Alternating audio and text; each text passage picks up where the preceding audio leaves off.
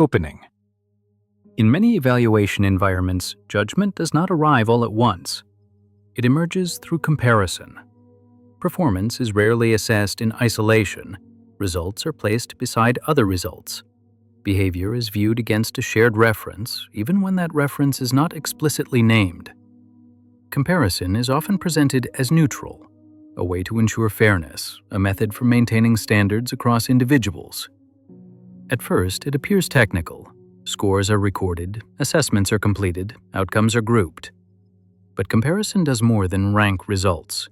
It creates a field. Within this field, performance becomes relative. Meaning is produced not by what is done, but by how it appears next to something else. This does not require competition to be announced. The presence of others is enough. Even when collaboration is encouraged, comparison persists quietly. Individuals become aware of position, not always precisely, but enough to adjust behavior. Over time, the question shifts. Not, is this correct, but how does this compare?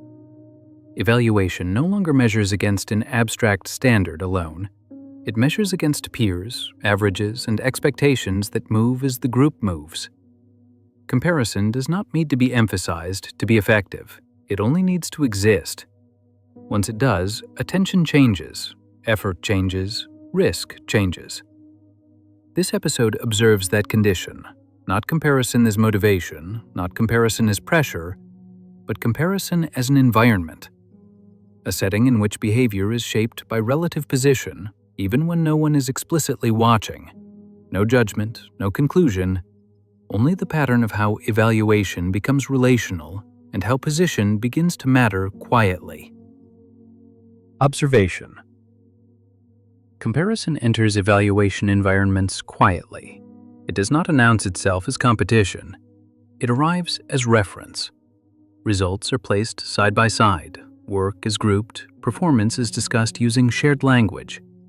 Even when names are removed, position remains. At first, this feels procedural, a way to organize information, a method for seeing patterns across outcomes.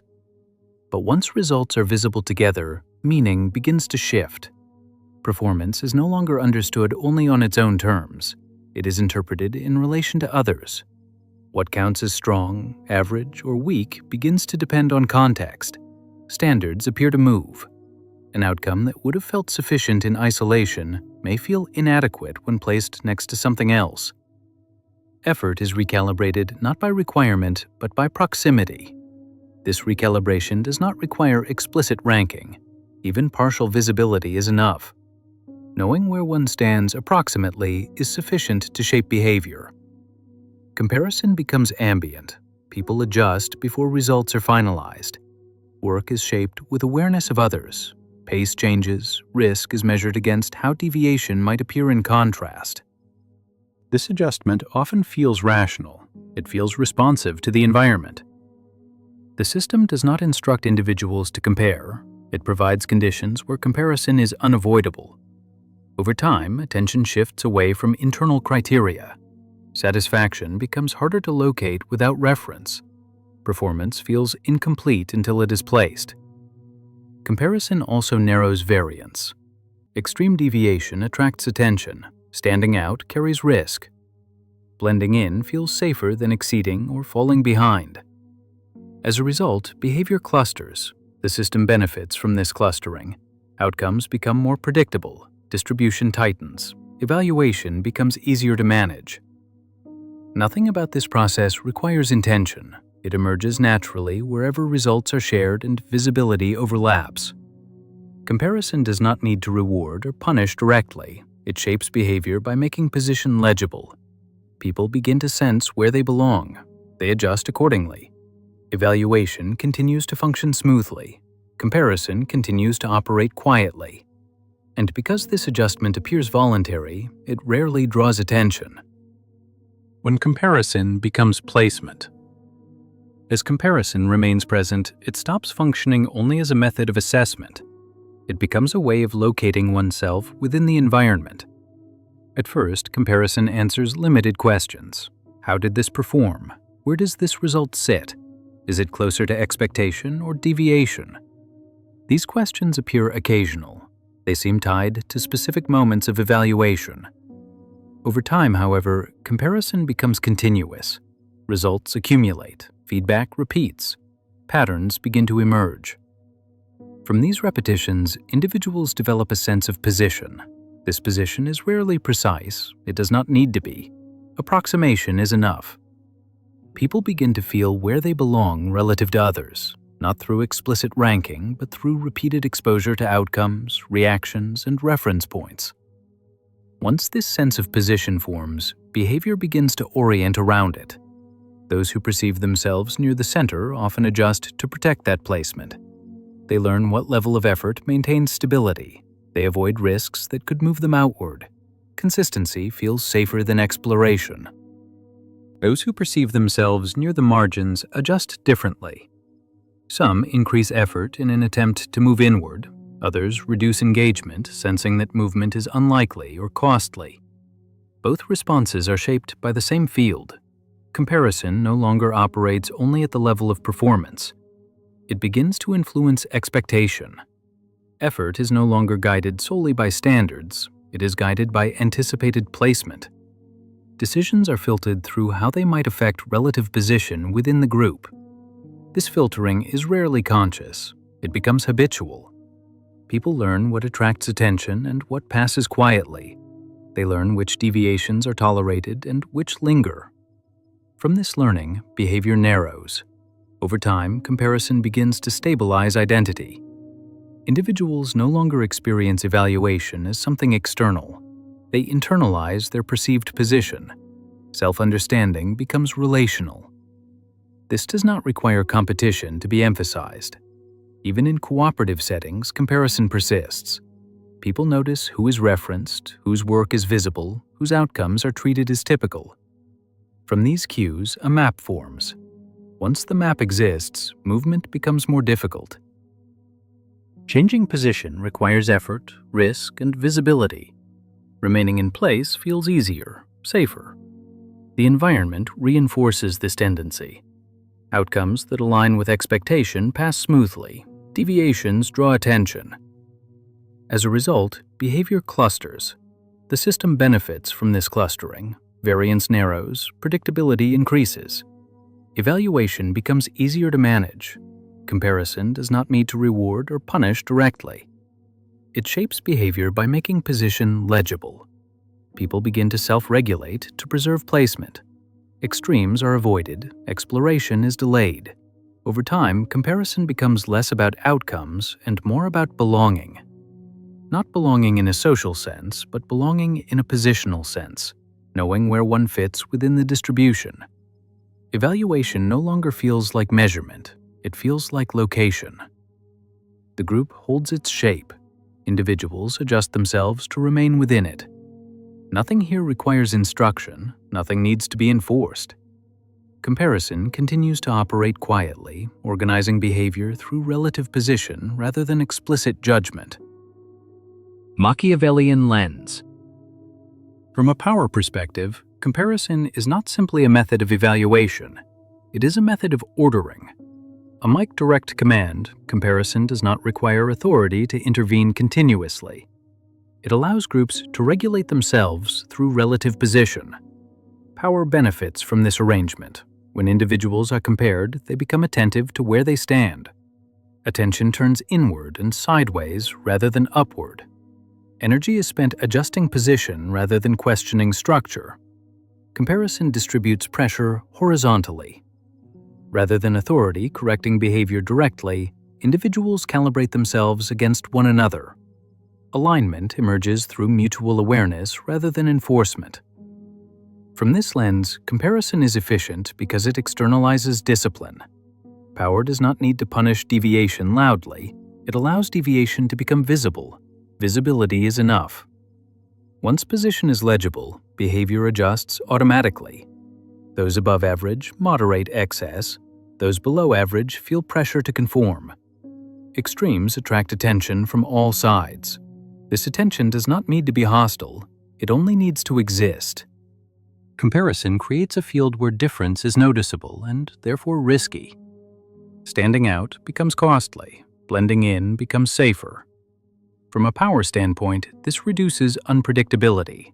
Groups that self-regulate through comparison require less oversight. Authority can remain distant. Standards appear neutral because they are enforced indirectly. The role of power shifts from correction to arrangement. By structuring environments where outcomes are visible and comparable, power allows behavior to organize itself. Those who fall outside expected ranges appear as anomalies rather than opponents. Anomalies can be addressed administratively. Opponents require confrontation. Comparison avoids confrontation. It frames outcomes as relative rather than contested. Success and failure appear as positions, not decisions.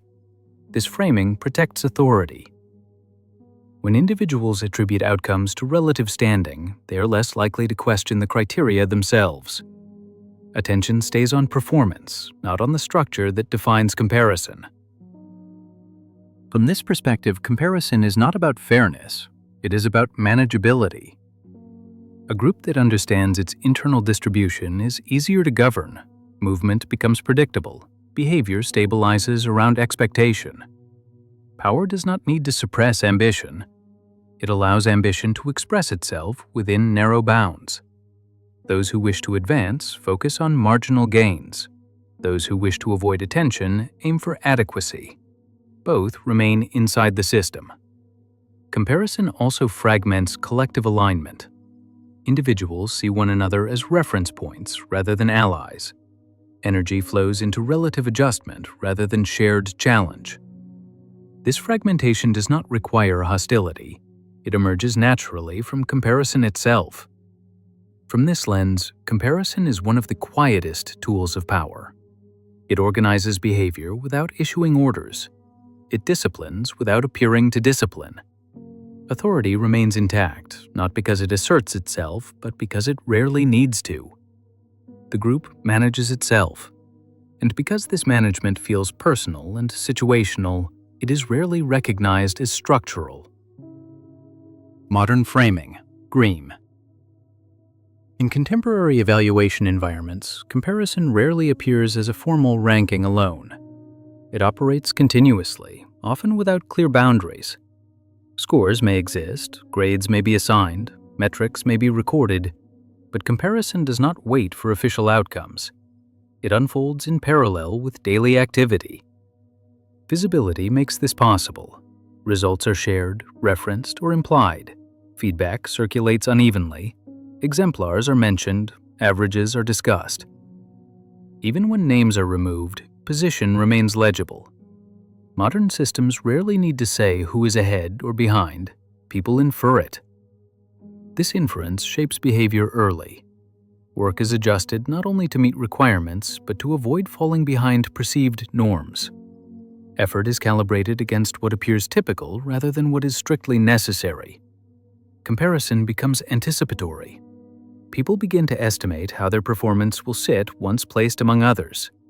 Decisions are filtered through likely position. Risk is weighed against potential deviation. This creates a constant, low-level adjustment. Modern evaluation environments often frame this as transparency or fairness. Information is shared so that standards feel open. Comparison is justified as clarity. But clarity also produces pressure. Once performance is visible, it becomes difficult to disengage from relative assessment. Even those who reject competition remain aware of position. Comparison does not require rivalry to function. Awareness alone is sufficient. Modern systems also intensify comparison by narrowing timeframes. Feedback arrives quickly, results are updated often, position feels fluid but persistent. This constant recalculation keeps attention engaged. People monitor movement. Small changes feel meaningful. Minor shifts are noticed. Comparison becomes part of how individuals track themselves over time, not just against others. This creates a layered effect. Individuals compare current performance to past performance, past position to present position, and present position to others. Evaluation becomes multidirectional. The system benefits from this complexity. It keeps individuals engaged without direct intervention. Comparison appears neutral because it is framed as information, but information is never passive. What is visible becomes relevant. What is relevant shapes effort. Modern environments rarely instruct people to compete. They simply arrange conditions where comparison is unavoidable. Those who perform well are referenced. Those who do not are quietly aware. No announcement is needed. Over time, comparison becomes normalized. It feels like part of how work is understood. Individuals do not experience this as control. They experience it as context. Performance feels incomplete without placement. Effort feels uncertain without reference. The system continues to operate smoothly. Alignment increases, deviation narrows. Comparison does not force behavior. It invites adjustment. And because adjustment feels voluntary, the structure that produces it remains largely unseen. Psychological mechanism. When comparison becomes constant, its primary effect is no longer behavioral alone. It becomes psychological. At first, comparison feels external. Results are reviewed, positions are noticed, differences are registered after the fact. Over time, this distance collapses. Individuals begin to carry comparison with them. It is no longer something encountered only during evaluation. It becomes part of how effort is felt, how success is interpreted, how failure is anticipated. Position is no longer discovered. It is assumed. People begin to sense where they belong without needing confirmation. This sense is shaped by repetition, by feedback patterns, by what is referenced and what is ignored. Once this sense settles, behavior adjusts automatically. Effort is calibrated to maintain position. Risk is assessed not only for outcome, but for how it might alter relative standing. Exploration becomes conditional. This does not feel imposed, it feels reasonable. Psychologically, comparison introduces a new reference point. Satisfaction becomes relational. Achievement feels incomplete without context. An outcome that would have felt adequate in isolation may feel insufficient when imagined beside others. Success becomes fragile, dependent on position rather than completion. This shifts motivation. People no longer work solely toward standards. They work toward stability within the group. Maintaining position feels safer than pursuing possibility. Self-evaluation intensifies. Individuals begin to monitor themselves using the same comparative logic as the system. They anticipate how they will be seen. They adjust before adjustment is required. Internal dialogue changes. Questions shift from, "Is this good?" to, "Is this enough?" From, "Does this work?" to, "How does this compare?" This internal comparison narrows attention. Focus moves toward what preserves placement. Deviation feels costly, even when it is not explicitly discouraged. Over time, comparison stabilizes identity. People begin to describe themselves in positional terms: strong, average, behind, improving, falling. These labels are rarely assigned directly. They are inferred. Once inferred, they guide behavior quietly. Those who feel securely placed reduce risk. Those who feel marginal increase effort or disengage. Both responses reinforce the existing distribution. The system does not need to intervene. The psychology of comparison does the work. Comparison also fragments attention. Rather than focusing on shared conditions or structural constraints, individuals focus on relative movement. Small shifts feel significant. Minor differences feel consequential. This inward focus absorbs energy that might otherwise question the environment itself. Psychologically, comparison creates a sense of inevitability. Position feels earned. Distribution feels natural. Outcomes appear to reflect ability rather than arrangement. This perception stabilizes the system. Because comparison feels personal, it is rarely recognized as structural. People experience pressure as internal motivation rather than external influence. They carry it willingly. The system benefits from this internalization. Behavior aligns without command. Adjustment occurs without confrontation. Comparison no longer needs to be present as an event. It exists as a background condition shaping attention, effort, and self-understanding. And because this condition feels normal, it is rarely named. Closing observation. Comparison rarely announces itself as pressure. It enters systems as reference. Results are placed together, performance is viewed side by side. Meaning is produced relationally, even when no ranking is stated aloud. At first, comparison feels informational, a way to see variation, a method for understanding distribution. Over time, it becomes structural. People begin to act with awareness of position. Not always precisely, but enough to guide behavior. Effort is shaped by proximity. Risk is assessed by how deviation might appear. This adjustment does not require instruction. It emerges naturally once outcomes are visible together. The system does not need to encourage competition. Comparison operates even in its absence. What matters is not who is first or last, but that placement exists.